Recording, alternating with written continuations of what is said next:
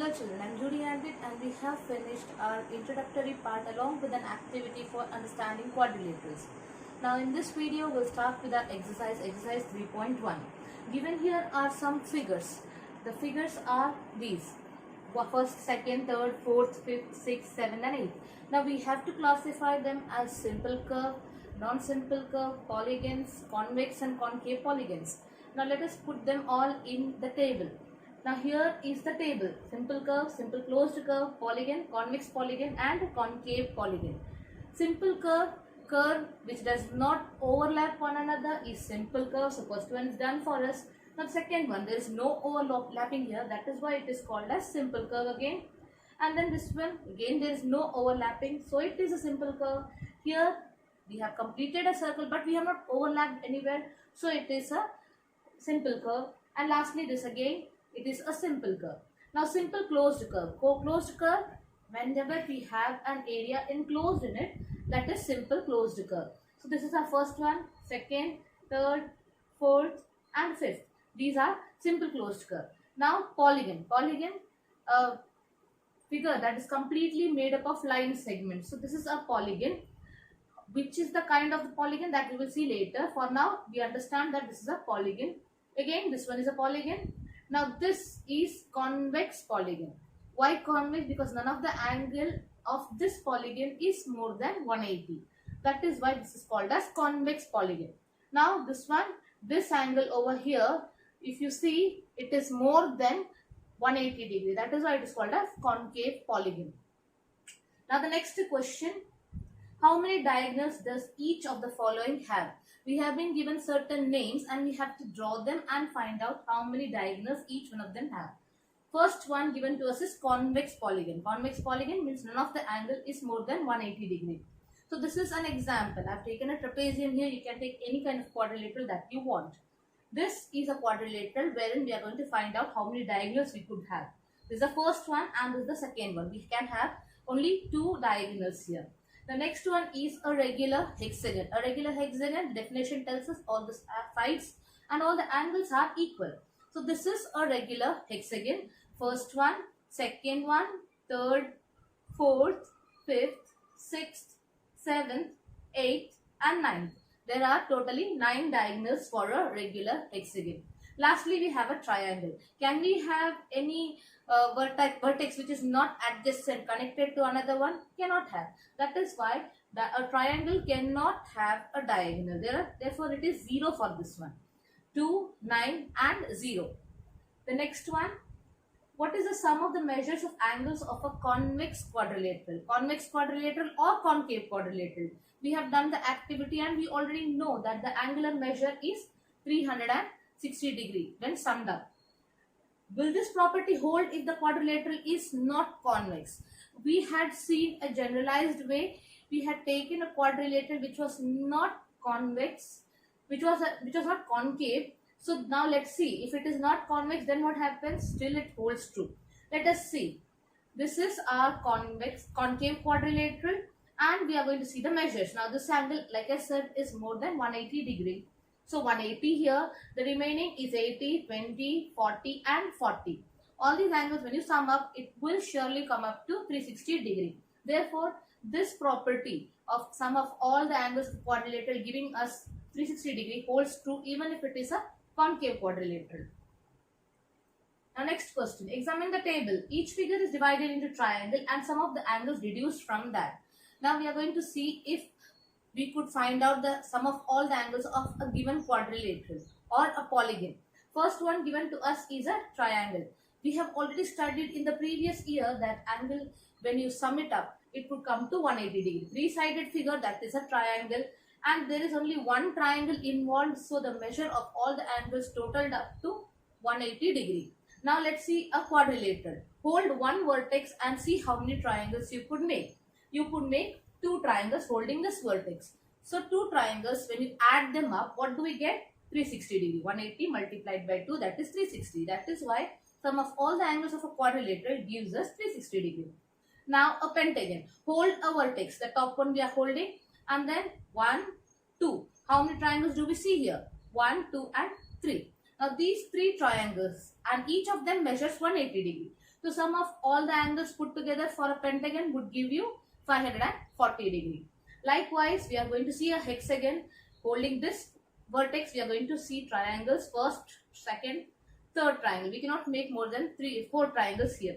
So if it is 4 triangle, then 180 should be multiplied by 4. So the angle sum for a hexagon would be 720 degree. Now let's see whether we could generalize this. Now to generalize this, there is a pattern involved. What did we see in the previous slide? That 180 and then sum of all the sides together, 3 sides, but then 180 multiplied by 1, and here 180 multiplied by 2, 180 multiplied by 3, 180 multiplied by 4. So there is a pattern involved. What is this one here?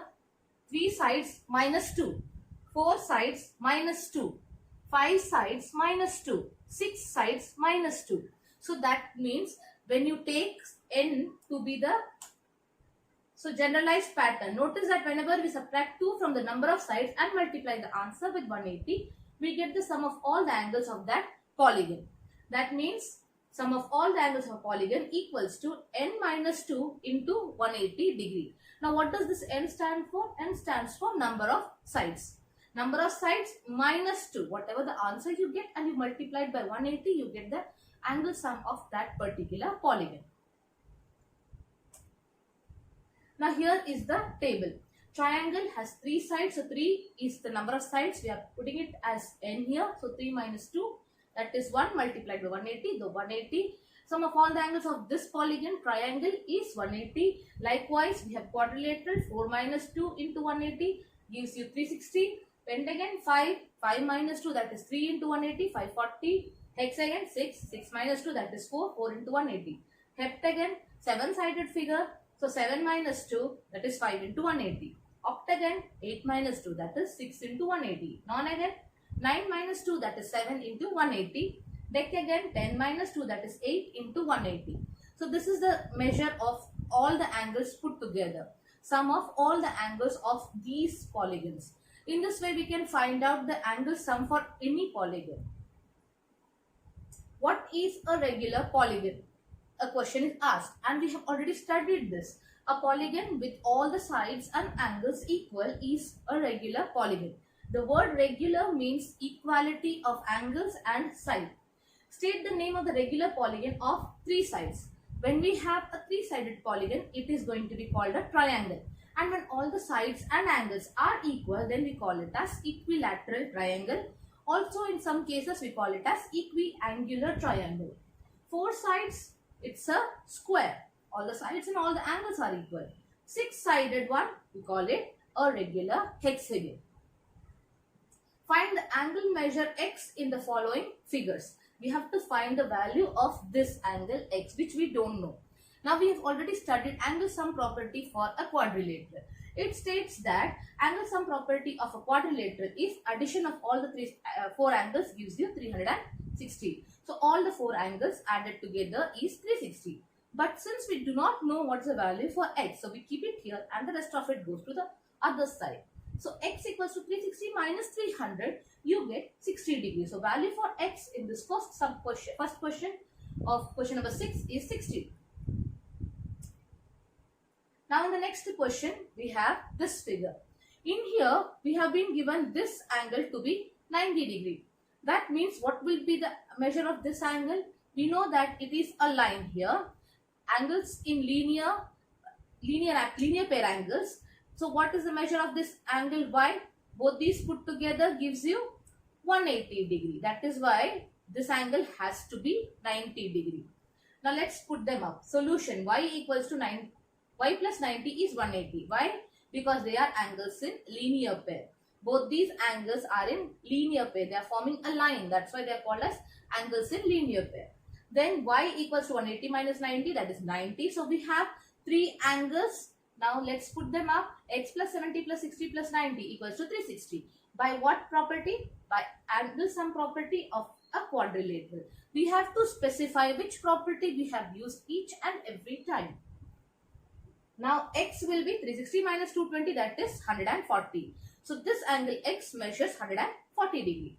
Now next is something like this. Again we see that it is a pentagon here, 5-sided figure, and these angles are angles in linear pair. So we have to find the inner ones first. So this is Y and this is Z. We have taken it as an alphabet so that it's easier for us to utilize it. Now Y plus 70 equals to 180. Why? Because they are angles in linear pair. Y equals to 180 minus 70, that is 110. So Y is 110. Likewise, Z plus 60 is 180. So angles in linear pair, we have to specify it again. Even though we have specified it here, we have to write it down again. Now Z equals to 180 minus 60, that is 120. So we got Y as 110 and Z as 120 degree. Now all the 5 angles put together for a pentagon is 540. So x plus 110 plus 120 plus 30 plus 540. Why we have taken twice this x here? Because we have 2 places with the same variable. That is why we have to put them as different places, as different x's. Now angle sum property of a pentagon. Twice x will be all these going to other side and will be subtracted from 540. So 2x is 280.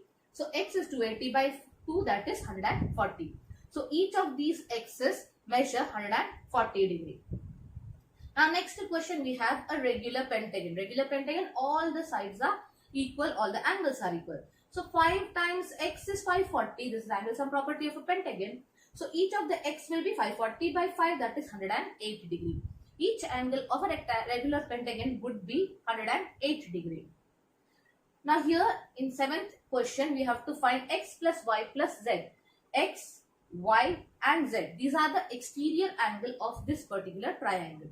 So let's see. First, what we are going to do, we are going to find the inner angle here. So 90 plus 30 plus a, we are putting this as a, is 180 degree. Angle sum property of a triangle which you have studied already. So a would be 180 minus 120, that is 60. So this angle measures 60 degree. A is 60 degree here. Now x plus 90 is 180. X plus 90, 180. Why? Because they are angles in linear pair. So x would be 90. And then likewise we have y and a in linear pair. So y plus 60 is 180. Reason? It is angles in linear pair. So y equals 180 minus 60, that is 120. Similarly, z and 30 again angles in linear pair. So what happens? Z equals 180 minus 30 equals to 150. So this angle z is 150. Are we done here? No. We have to find x plus y plus z. We have to total it up. So x plus y plus z is 90 plus 120 plus 150. That gives us 360. Now in the next question, we have to find x plus y plus z plus w. All those exterior angles are to be added. So we are going to do the same thing. We are going to find a first by angle sum property of quadrilateral. So a is 360 minus 260, that is 100. So we got a as 100 degrees. So w which is exterior angle or angle in linear pair with a. So what happens? W would be equal to 180 minus 100, that is 80 degree. Similarly, x plus 120 is 180, again angles in linear pair. So you get x equals to 60 degree. Y plus 80 is 180, again angles in linear pair. So you get y equals to 100 degree.